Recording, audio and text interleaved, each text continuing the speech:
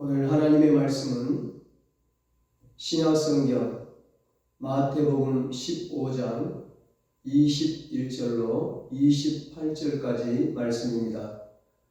본문을 한번 읽고 말씀을 들으시면 감사하겠습니다. 이 시간 예배드리는 여러분에게 하나님께서 기적의 문을 열어주시기를 주님의 이름으로 축원합니다. 오늘은 포기하지 않고 부르짖으면 기적을 봅니다. 이런 제목으로 함께 은혜를 나누겠습니다. 어제 11월 1일부터 21일간 다니엘 기도회가 시작되었습니다.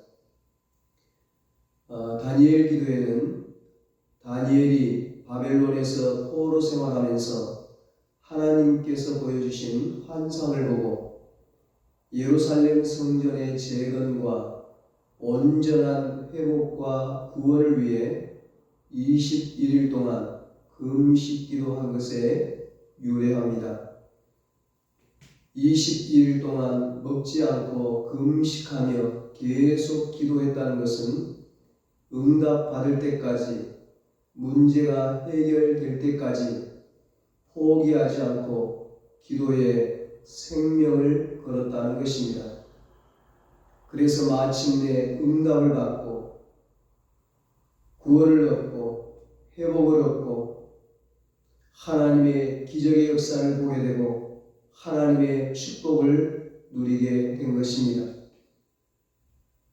오늘 본문에도 포기하지 않고 부르짖어서 응답받은 한 여인이 나옵니다. 이 여인이 딸의 문제를 가지고 주님께 찾아와 계속 부르짖는 겁니다. 그리고 마침내 주님께 내 믿음이 크도다, 내 소원대로 되리라 칭찬받고 응답받고 기적을 체험하는 인생을 살게 되었습니다. 오늘 본문은 예수님께서 지난주에 마태복음 14장에서 파도를 짓밟고 물 위를 걸어오셔서 풍랑을 잔잔케 하신 후에 일어난 기적사건입니다. 예수님께서 세상에 계시는 동안 유대 지역을 떠나신 적이 꼭 한 번 있었는데 그것이 바로 오늘 본문에 나오는 두로와 시돈 지방에 가신 사건입니다. 그래서 신학적으로 이 본문은 대단히 중요한 의미를 갖고 있습니다. 복음 전파에 있어서 이스라엘이라는 장벽이 무너지고 복음이 세계를 향해 문을 여는 시발점이 되었기 때문입니다. 사실 이 두로와 시돈은 처음에 가나안에 속한 땅이었습니다. 그러므로 여기 본문의 주인공은 가나안 족속의 피가 흐르는 이방 여인입니다. 유대 역사에 의하면 이 두로 지방 사람들이 이스라엘 백성들에 대해 가장 나쁜 감정을 가지고 있었다고 합니다. 더구나 시돈은 구약 아합 왕 때 바알신을 끌고 와 하나님 대신 바알을 나라의 신으로 섬기게 한 아합 왕의 아내인 악녀 이세벨의 고향이기도 합니다. 오늘 본문의 역사는 바로 이런 악조건 속에서 시작이 됩니다. 예수님께서 두로와 시돈 땅을 지나게 될 때 이 지방 여인 하나가 예수님을 쫓아왔습니다. 오늘 본문에서는 이 여인을 가나안 여자라고 하고 마가복음 7장 26절에서는 수로보니게 족속의 여자라고 기록하고 있습니다. 이 여인이 예수님을 찾아온 이유는 그의 딸이 귀신에 붙잡혀 몹시 고생을 하고 있었기 때문입니다. 꽃같이 자라고 티 없이 놀아야 될 어린 딸이 더럽고 추한 병에 시달릴 때마다 어머니의 마음은 찢어질 듯 무너져 내렸습니다. 딸을 고치기 위해 이 어머니가 무엇인들 안 해봤겠습니까? 아이의 어머니는 백방으로 딸이 낳을 수 있는 길을 힘써 찾아보았습니다. 그러는 중 예수님에 대한 소문을 듣게 된 것입니다. 이분 만나면 귀신이 두려워 떨며 도망가고 못 걷는 자가 걷게 되고 소경이 눈을 뜨고 죽은 자가 살아난다고 하는 소문이었습니다. 그래서 이 여인은 예수님을 만날 기회를 손꼽아 기다리던 중에 마을 앞을 지나가는 예수님의 행렬을 만나게 된 것입니다. 그렇습니다, 여러분. 언제나 예수님의 발길이 머무는 그곳에는 기적이 일어났습니다. 예수님이 지나가는 그곳에는 언제나 새로운 역사가 일어났습니다. 그러나 그 예수님을 만나기까지, 그 예수님의 기적을 체험하기까지는 많은 장애물이 있다는 것입니다. 그 장애물을 극복하고 이겨야 기적을 체험할 수 있는 것입니다. 이 여인이 예수님을 만나려고 하는데 너무 많은 사람이 몰려 있어서 쉽게 접근할 수가 없는 겁니다. 그것이 이 여인이 맞는 첫 번째 장벽이었습니다. 이런 장벽은 이 여인에게만 있는 것이 아닙니다. 예수님을 만나려고 하는 오늘 우리에게도, 예수님을 만나 기적을 체험하려는 우리 모두에게도 부딪히는 장벽입니다. 이런 예상치 못한 장벽을 만났을 때 여러분 어떻게 해야 할까요? 그때 이 여인이 소리를 질렀습니다. 22절입니다. 주 다윗의 자손이여, 나를 불쌍히 여기소서. 내 딸이 흉악하게 귀신 들렸나이다.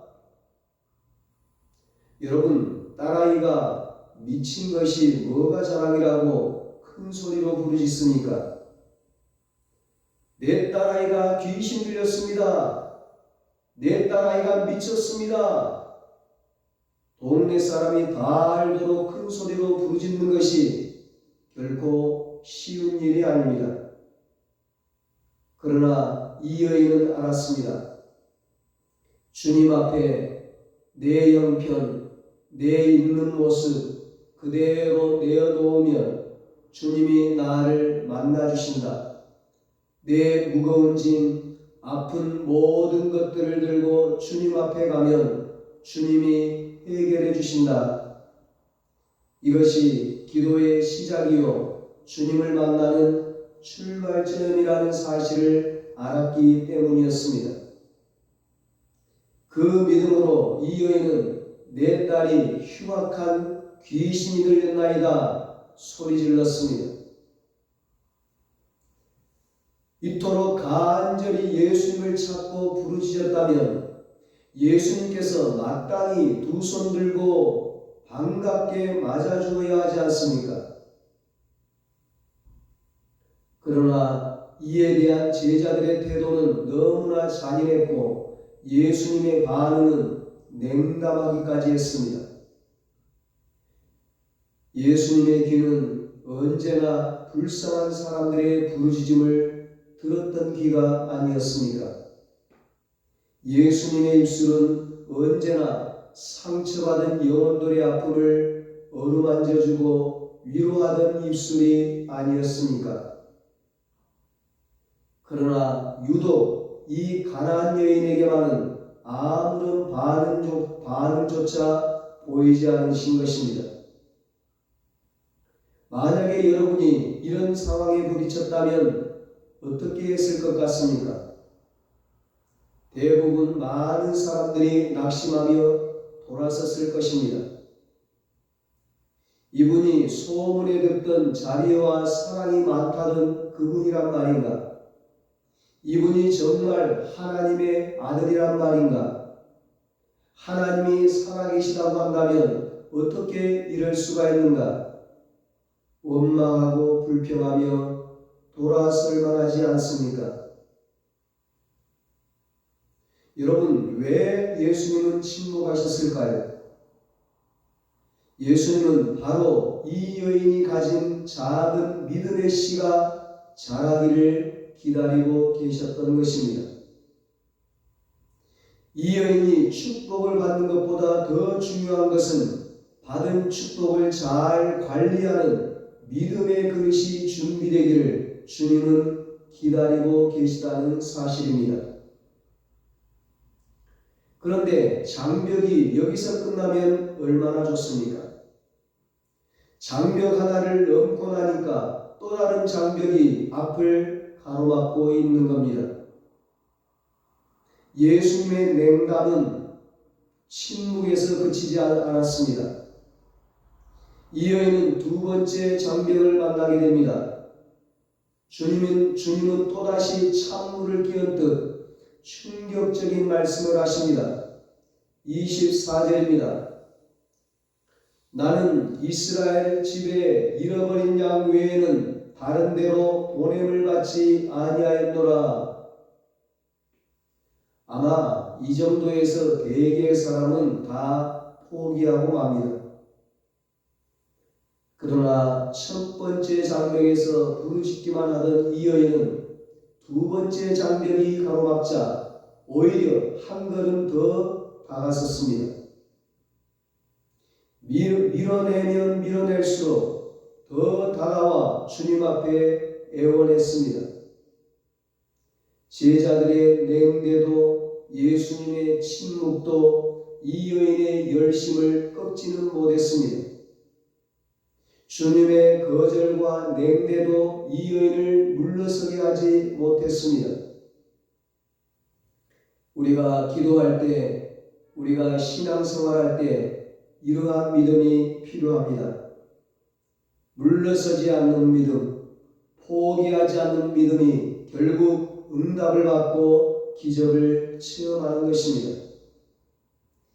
이 여인은 그 장벽 앞에 물러서지 않고 주님 앞에 나와 엎드려 절하며 주여 저를 도우소서, 주여 저를 불쌍히 여기소서 애원했습니다. 모든 사람이 다 예수를 만나 응답받고 문제 해결받고 축복받고 다들 기뻐서 어쩔 줄 몰라 합니다. 그런데 불행하게도 이 여인에게만은 응답의 문이 점점 더 굳게만 닫혀져 가는 듯 보입니다. 세 번째 장벽이 또 이 여인의 앞을 가로막습니다. 26절에 자녀의 떡을 취하여 개들에게 던짐이 마땅하지 아니하니라 말씀합니다. 이제는 아예 개 취급을 하는 겁니다. 성경에서 개는 더러운 동물, 부정한 동물을 상징하고 있습니다. 너는 개다. 인격과 자존심이 송두리째 무너져 내리는 순간이었습니다. 그 당시 이스라엘 백성들, 유대인들이 이방인들을 향해 생각하던 것이 바로 개였습니다. 이방인들은 구원받지 못할 사람들이다. 더러운 동물, 부정한 동물, 개 같은 사람들이다. 그렇게 얘기했거든요. 여러분, 신앙이란 게 언제나 순탄한 것만은 아닌 것 같아요. 신앙생활하면서 자존심과 감정 때문에 무너지는 경우가 얼마나 많은지 몰라요. 설교를 들으면서도 자존심이 상하고 봉사하면서도 감정이 상하고 성도들끼리 교제하면서도 작은 것으로 상처받는 경우가 얼마나 많은지 모릅니다. 그래서 신앙생활이 성장하지 못하고 정체되고 심지어 중단되기까지 하고 때로는 하나님과 교회를 향하여 원망하며 교회를 떠나기까지 하는 경우도 있어요. 그래서 신앙생활을 성공적으로 잘 하려면 영이 건강해야 돼요. 영이 열려 있어야 돼요. 영적인 지혜가 필요해요. 이게 돼 있는 사람은 넘어지지 않습니다. 무너지지 않습니다. 어떤 경우에도 낙심하지 않습니다. 절대로 뒤로 물러서지 않습니다. 장벽을 뚫고 계속 전진하는 거죠. 문제가 해결될 때까지 끝까지 도전하는 겁니다. 자존심과 감정 때문에 결코 무너지지 않습니다. 참을 줄 아는 사람, 끝까지 포기하지 않는 사람, 주님 앞에 내어놓은 기도 제목이 응답되어질 때까지 매달릴 줄 아는 사람, 이게 내게 주신 사명이라고 판단되어지면, 이게 옳은 일이요 진리라고 판단되어지면 끝장을 보는 끈기, 이것이 하나님 앞에 기적을 체험하는 비결인 것입니다. 이 세상에 얼마나 많은 사람들이 정상 일보 직전에서 포기합니까? 한 걸음만 더 전진하면 만날 수 있을 것을, 한 번만 더 부르짖으면 응답될 수 있을 것을, 한 번만 더 두드리면 열릴 수 있는 문이 정상 일보 전에서 닫혀버리는 일들이 얼마나 많이 있습니까? 다시 주님 앞에 엎드린 이 여인의 고백을 들어보십시오. 오고 오는 인생들에게 용기와 힘을 주고 참으로 귀감이 될 만한 고백이었습니다. 27절입니다. 주여 올소이다마는 개들도 제 주인의 상에서 떨어지는 부스러기를 먹나이다. 부스러기라도 줬사오니 바로 여기에 이 여인의 신앙의 절정이 있습니다. 부스러기라도 줬사오니, 이 고백은 첫째로 겸손과 자기 긍정입니다. 이 여인은 이렇게 고백하고 있습니다. 내가 거룩한 하나님의 자녀의 위치에 올라가기까지는 기대하지 않습니다.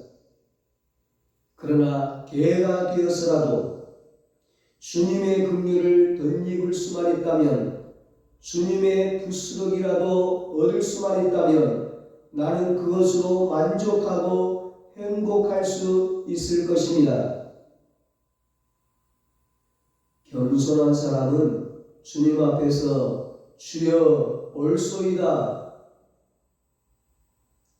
연발할 수밖에 없습니다. 주님의 말씀에 논란을 펴거나 사족을 달지 않습니다. 나는 개가 아닙니다. 반박하지 않습니다. 상처받지 않습니다. 주여 올소이다. 나는 그것을 부정할 수 없나이다. 주님이 개라고 말씀하시면 개일 수밖에 없는 존재임을 나는 알고 있습니다. 여러분, 믿음은 선포된 말씀을 긍정하는 것입니다. 결단코 논쟁하지 않습니다. 따지지 않습니다. 아멘으로 화답하는 것입니다.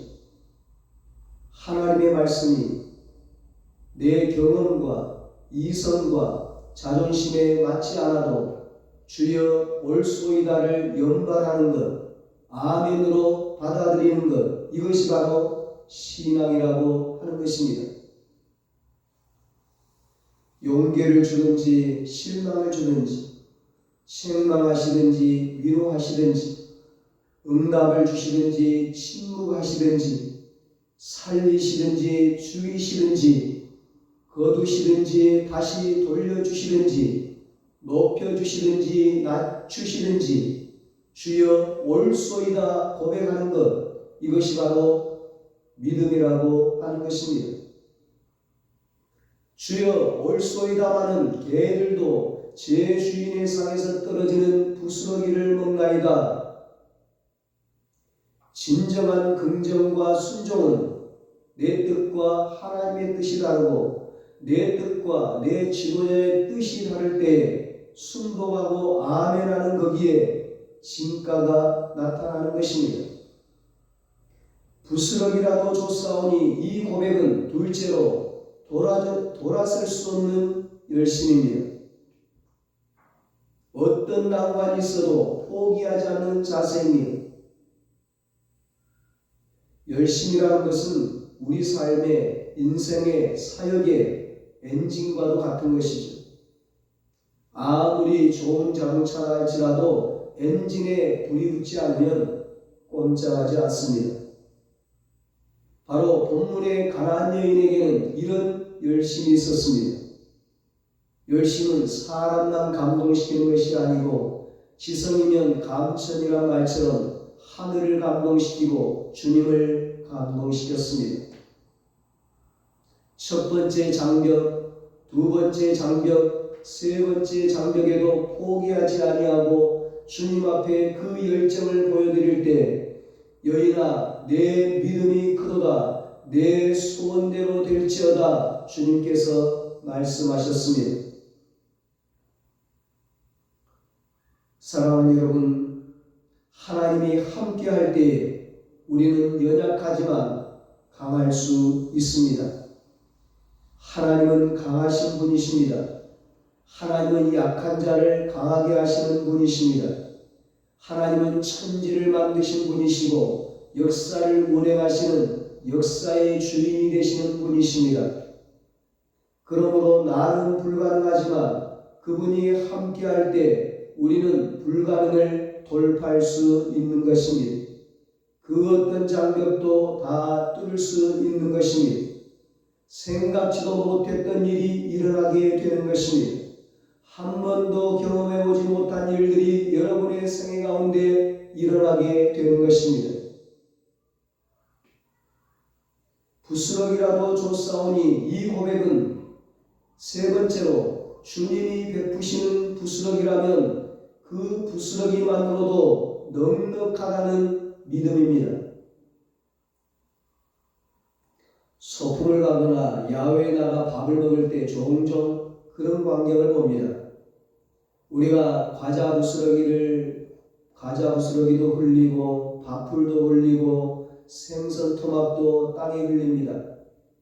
그리고 한참 놀다 와서 보면 개미 녀석들이 새카맣게 몰려들어 밥풀과 과자, 부스러기, 생선 토막을 열심히 나누는 것을 보지 않습니까? 우리들에겐 생선 부스러기에 불과하지만 그 개미들에게는 한철 양식이 되고도 너끈히 남는 것입니다. 사랑하는 여러분, 전능하신 분이 베푸신 은혜의 한 토막이면 이 땅의 모든 백성이 풍요로워질 수가 있는 것입니다. 주님의 능력, 그 부스러기 한 토막이면 모든 것이 가능해질 수 있습니다. 주님의 사랑, 그 부스러기 한 토막이면 원수도 사랑할 수 있습니다. 복음의 부스러기 한 토막이면 내 자녀를 살려내고 내 가족이 복음화되어 주님 앞에 돌아오게 될 줄로 믿습니다. 부스러기라도 줬사오니 주님의 부스러기 한 토막이면 이 땅의 부흥이 다시 시작되고 주님의 부스러기 한 토막이면 안 되는 일이 될 것이며 포기했던 일들의 새로운 가능성들이 돋아나게 될 줄로 믿습니다. 주님, 부스러기 한 토막이라도 좋습니다. 은혜를 베풀어 주옵소서. 새롭게 하여 주옵소서.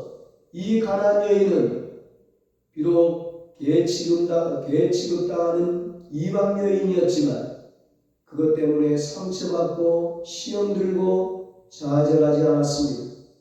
포기하지 않았습니다. 끝까지 주님의 은혜를 붙들었습니다. 주님의 기적을 믿었습니다.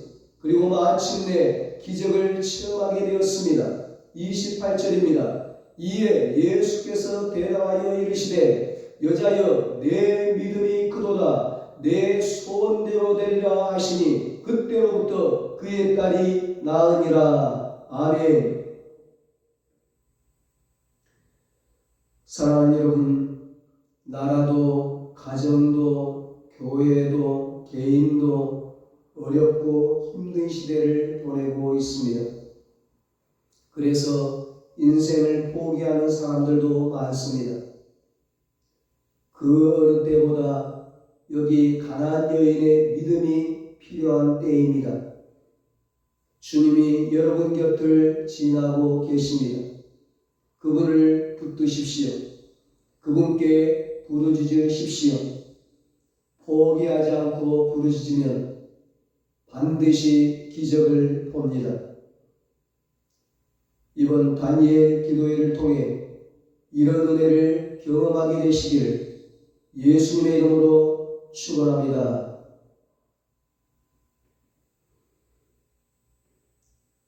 유튜브나 인터넷에서 다니엘 기도회 검색하면 매일 저녁 7시 40분부터 10시까지 다니엘 기도회에 실시간으로 참여할 수 있습니다. 기도하겠습니다. 하나님 아버지, 우리 앞에 인간의 힘으로 해결할 수 없는 문제가 있을 때, 어려움이 있을 때 가나안 여인처럼 하나님을 찾게 하여 주시옵소서. 하나님을 붙들게 하여 주시옵소서. 낙심하고 절망하고 포기하는 것이 아니라 하나님께 부르짖어 기도하게 하여 주시옵소서. 응답될 때까지, 문제가 해결될 때까지, 기적이 일어날 때까지 포기하지 않고 부르짖어 기도하게 하여 주시옵소서. 그래서 하나님의 기적을 경험하고 하나님께 찬양과 영광을 돌리게 하여 주시옵소서. 이제는 우리 주 예수 그리스도의 무한하신 은혜와 하나님 아버지의 사랑하심과 성령님의 위로하시고 교통하심, 포기하지 않고 부르짖어 하나님의 기적을 경험하기로 다짐하는 사랑하는 모든 성도들과 저들의 가정과 자녀들과 사업과 직장 위에 이제부터 영원토록 함께 있을지어다. 아멘.